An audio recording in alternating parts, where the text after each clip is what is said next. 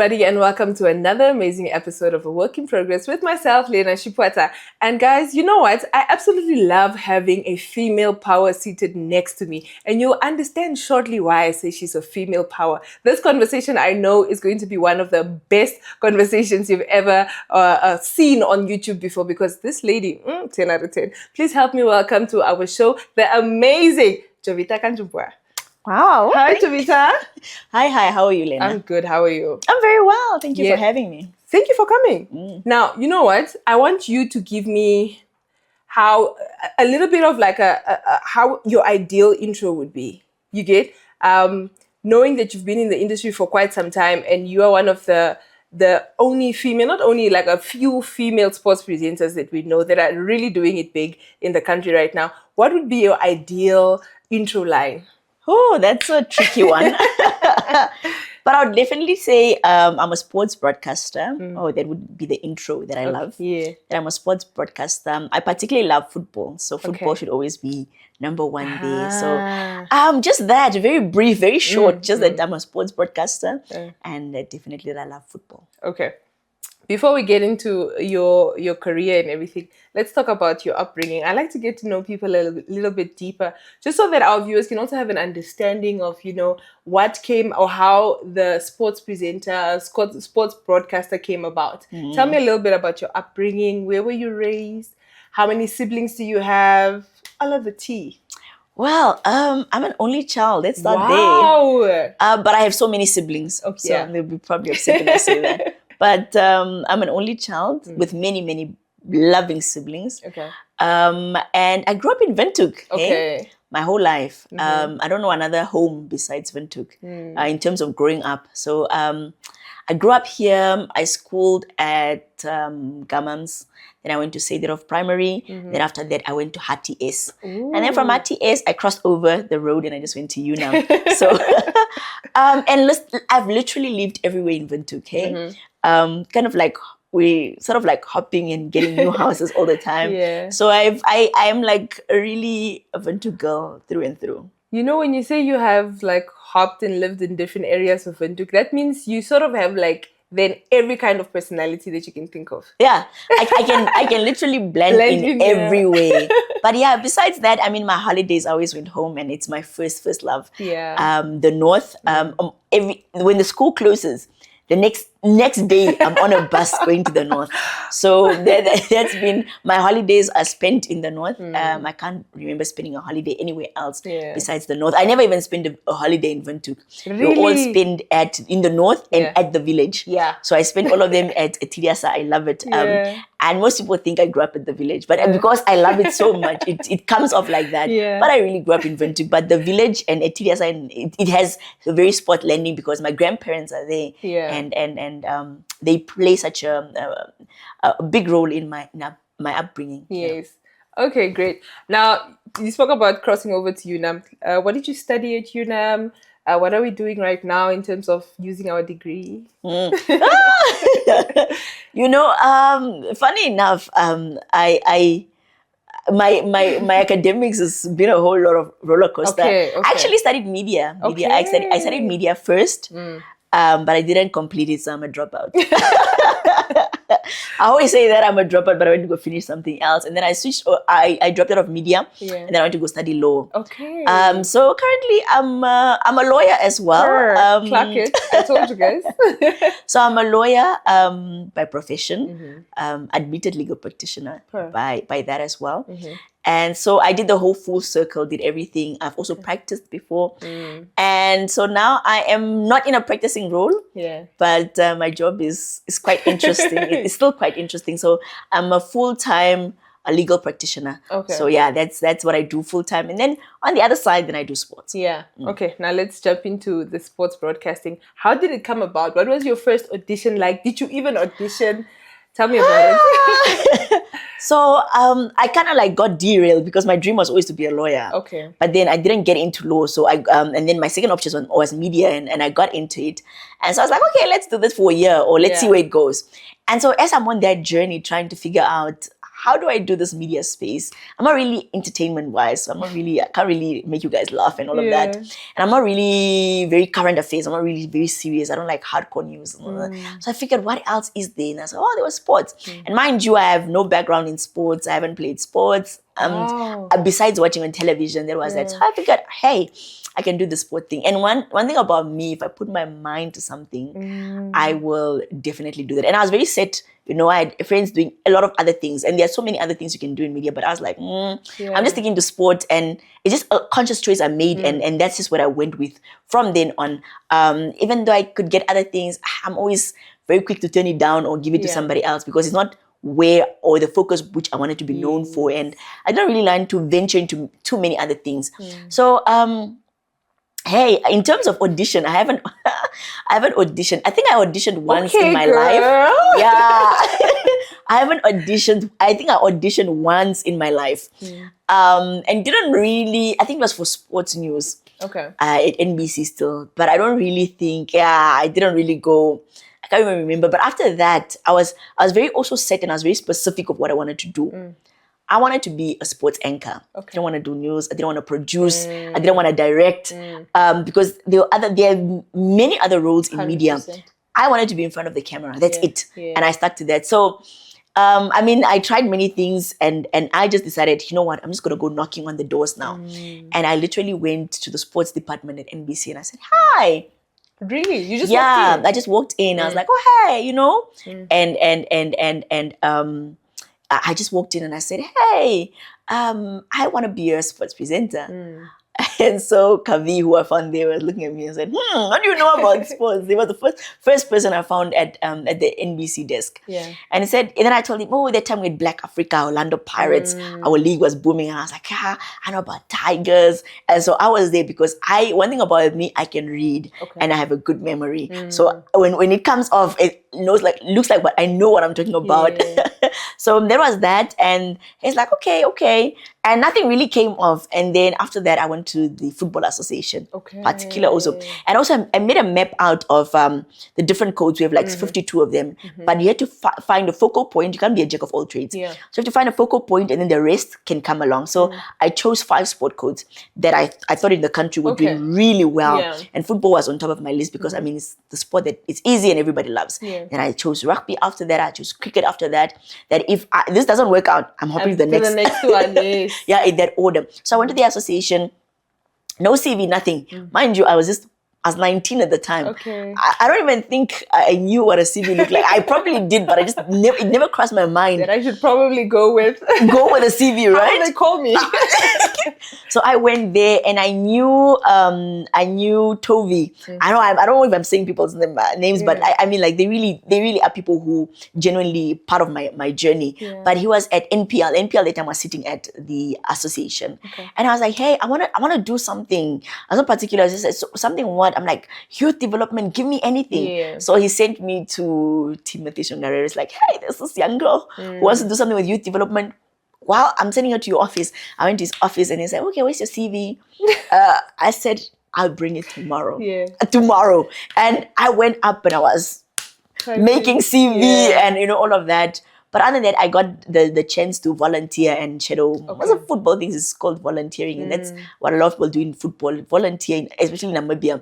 So I volunteered at the association, and then then I was doing other things. Then 2015, I can't remember, but I mean 2016 we had COSAFA here at home, because in 2015 we won it in South Africa. So we got the chance to host it in 2016. I think that was one of my breaks that I got to work on that COSAFA. And then after that, I also got onto radio. Mind you, before I was on TV, I was actually on radio. So the TV didn't work out. But I have a plan B and C until Z. So I went on to radio, and same thing as I did on television. I walked into radio, and I said I wanted a job, and I went to Energy 100 FM, and that has just been my home for like a couple of years. And so I found Lazy. I think he's still the manager there, or the something at Radio Energy. So I walked in there and I said, hey, I want to do sports. Can I do a show? Yeah. And his same thing is like, where's the CV? Where's the demo? I'm like, it's tomorrow. Yeah. I'm dropping it. What time will you be in the office? Yeah. I don't know what a demo is. I don't know what a CV is. He listened, and then it was December. I was literally just hopping from one station to the other. And so it was December. I went home for the holiday and I got a call. It's like, hey, I listened to the demo. I think you have a great voice. I think you know what you're doing. Yeah. When can you start? I said, listen, I'm in the north now, but January. January. I don't know. January, I'm back and I'll be starting. So I came back January and I went there and I started. And that's how I used to do the sports cafe on Energy 100 for, I think 3 years or 4. Okay. I think, 3 years or 4 years, I used to be on radio. And then after that, then the World Cup came 2018. And I'm like, hey, this girl was persistent. Yeah. So the World Cup is here. You want to do the World Cup? I said, of course. I'm down. Don't ask me twice. So I think that's where I really began being on TV, 2018 Russia World Cup. And then after that, pandemic came. I think we had to do different shows. Okay. And I thought I was going to be just amongst hey, no, come. I was like, oh, I'm presenting. It's me. I was like, okay. And then so that's how I really got to be fully on television. Yeah. And then and then since then I've been hosting Soccer Pitch on NBC. Yeah. Oh my goodness. I think your story speaks of resilience and persistence, not giving up. When people say, no, they said no, or I'm like, who said no? Yeah. And why did you give up? And mind you, I was not really making money, but I was just I was still going. I was still okay, let me get the experience. Let me do this. Let me do that. I mean, I'm not saying people must do things for free. I would not do things for free now. But but I'm just saying that if you are young, willing, able, people can see it. And I'm self-taught, mind you. So I take every chance to learn, and every chance I get, I learn. Till now, I never stop learning, and that's the one thing you should never stop learning. You should evolve with the trends and everything. But so that's been my journey. It's still one that is learning, but I've done so many. I've seen the world because of I've never given up. So that's the one beauty of it. That's very inspiring, to be honest, especially from a young lady like yourself. Even me sitting here and listening to this story, it's this is why we need more podcasts to listen to these kinds of inspirational stories, because I think I have a similar story, but it's so nice to see somebody else also going through that push, just saying, you know what, one door might have closed, but there's definitely another one. And also, I think what I took from your entire story is a lot of people these days have a tendency of wanting to be perfect and wanting to come prepared. I will always refer to Lisa Ellis' song, you don't have to be the best, you just have to be there. Yeah. Just show up. That's what I always try to do. Show up. I don't want to look like my problems. I go there looking like I'm prepared, even if I'm not. You didn't have a CV twice. I never learned. But you know what? You said your talent is in your voice, and your voice is what's going to get you into doors. And that's exactly what you did. And I think for me, that's a big thing. And I hope somebody that's watching or listening this can take away from that. But I also want to ask, how then you went in unprepared? You were self-taught and everything. How did you get to a level where you sort of cemented yourself in the industry now? I would think cementing came after. Okay. Right? So the first thing, of course, like I said, I noticed the gap. What was lacking. And then after I noticed, then I went full mode education. Okay. So I taught my reading every day. I could tell you the whole, I don't have to, I can't do that now. But when I had that time, I could do the whole, break down the whole team. I could tell you who it was. I could tell you the nations. I could tell you the different leagues. I could tell you everything around the world. But one thing I decided to do was that as much as we have a focal point on international football, there was a beauty in knowing your own country, and there's a beauty in knowing your own continent. So I took a step back intentionally with international football and started focusing more locally and more at home. So I know about our leagues. I know what is happening with our national teams. I started, sort of getting a foundation, because you cannot lay a foundation based off something that you imagine or you think or you watch on television. You must base it for yourself and for your home. And so that was the first thing I decided to do. Sort of get to know what is happening in my country. And as much as I'm inspired by international broadcasters, the reality of Namibia, and I just always say, get to the reality. Stop imagining what is not there and get to the reality. Number one, you have to forget, unfortunately, this is the part, I don't know if you're going to ask, but this is the part where I say, if you are in it for the money in Namibia, I kid you not, you're going to be very disappointed. Highly. So you're going to be very disappointed. That's the first reality that I always want anybody who wants to do media and who wants to get into a space of saying, oh, I can do this. Yes, the deals will come, but they're not going to sustain you. They are there for the short term. So again, that was the first thing that I was like, I'm going to do this, and it's certainly not going to be for the money, but certainly going to be because I have a passion and I really want people to know what Namibia holds and the sport that we have in this country. 100%. And then secondly, I don't like to do things half-heartedly. It's either I do it or I don't do it. Okay. So I am either excellent at what I do or I don't do it at all. Okay. So I don't like mediocre, and we love celebrating mediocre in this country. I want you to show up and show up fully and give your best. And if you are not able to ask questions, that's the thing. I cannot show up for an interview and I must still ask who's interviewing me. I should know something about you. Or I should know, you can't walk up to the national team's coach and you're asking, sir, I'm looking for the national team's coach. No, you should do your research before. And so when you go into the room, you know who you're going to talk to. You know what kind of questions you're going to ask. And that's like what we are lacking. And we are in a world where we now have information at the tip of our hand. 100%. So why are you as a journalist going out and you don't know who the head coach is? Why are you going out and you have not Googled something, anything to ask out of curiosity? So I think that's the other one. We need to be really prepared. And we need to take yourself seriously also. Yeah.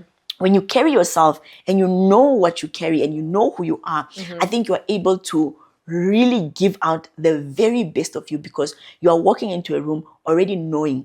I always say I get to attract the attention of presidents, ministers, people in high places. And I sometimes see, I'm sitting with the CEO, what. I think I'm like, oh, I don't, sometimes you feel like you're not deserving. But it's because you are able to carry yourself with sort of a character that says that I belong and that you also deserve a place at the seat, or a seat at the table.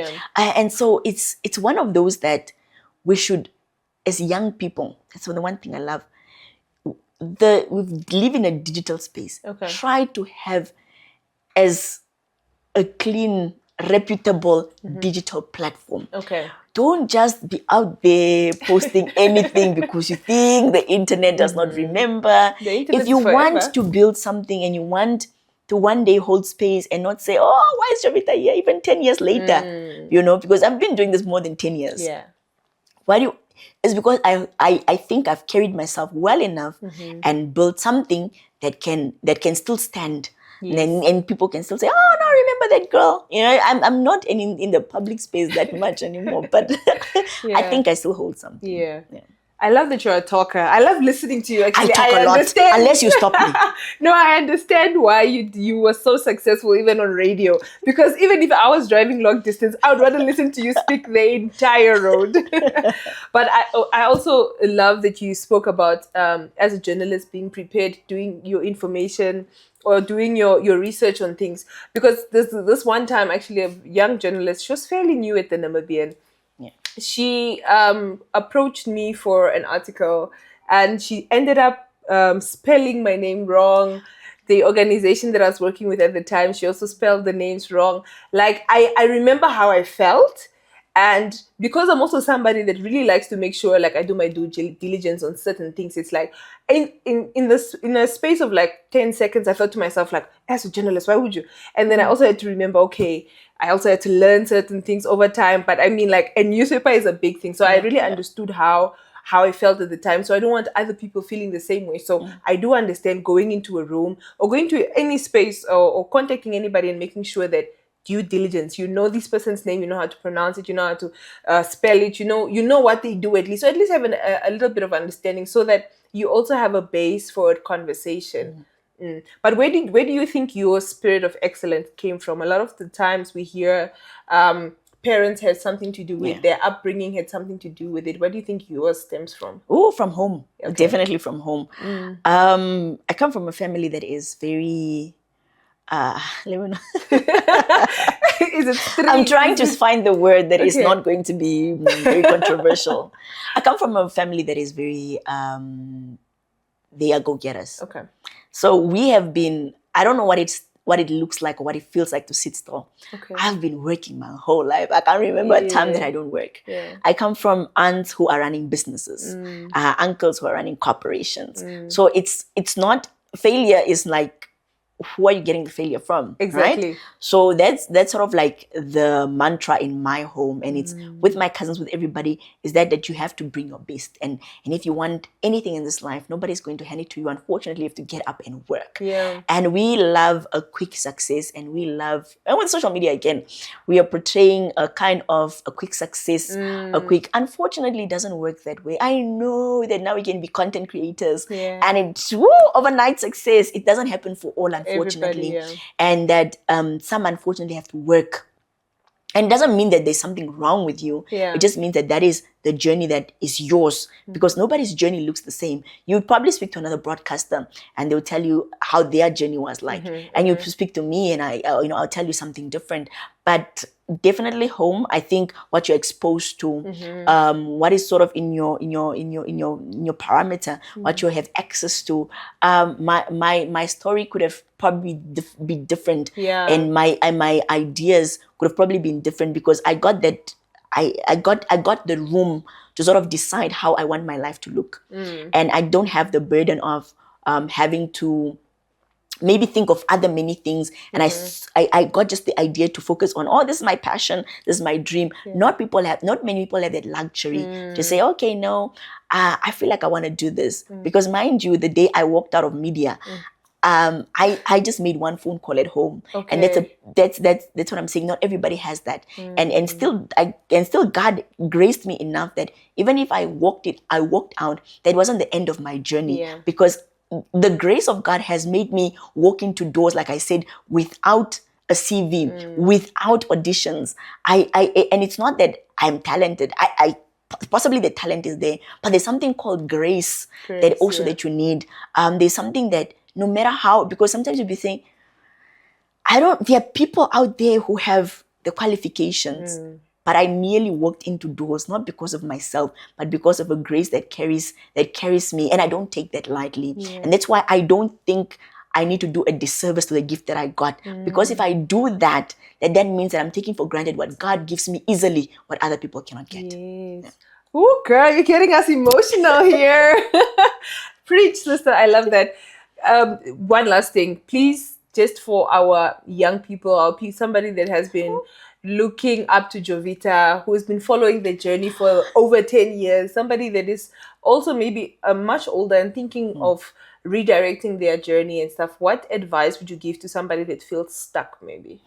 It's never late. That's the other day. Just now, I was having a career transition from my old job that I felt like it was not, it was not working. But it's never too late to start over, and it's never ever late to bet on yourself. Because if you think that by sitting at home for a year and it just passes you by, and that you are old, could have been a year that you've completed a first year. It could have been a year that you completed a certification. It could have been a year that you could have done something different. And yes, the ecosystem, the economy is not friendly at the moment. And I feel the pain of young people, and I understand the challenges that they're facing. Because even as I was looking for a job, I felt the frustration. Now imagine young people looking for a job without a job. Do you understand? So that frustration, I feel it. And the population has unfortunately also grown, but there is always room for your gift, for your talent. But you must be honest. You must be diligent. You must have character.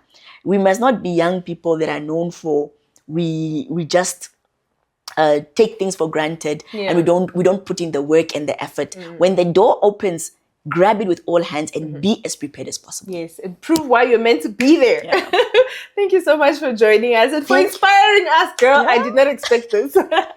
Thank you so much for having me. I think we're definitely going to call you back because we need now an update of what's happening, and we need to dive into a deeper Joviita's life. Ne? Yeah, we can do that. All right, ladies and gentlemen, I hope you enjoyed this conversation with myself and the beautiful and very successful Joviita. From myself, Lena Shipota, and the entire team here, it's goodbye and see you next time.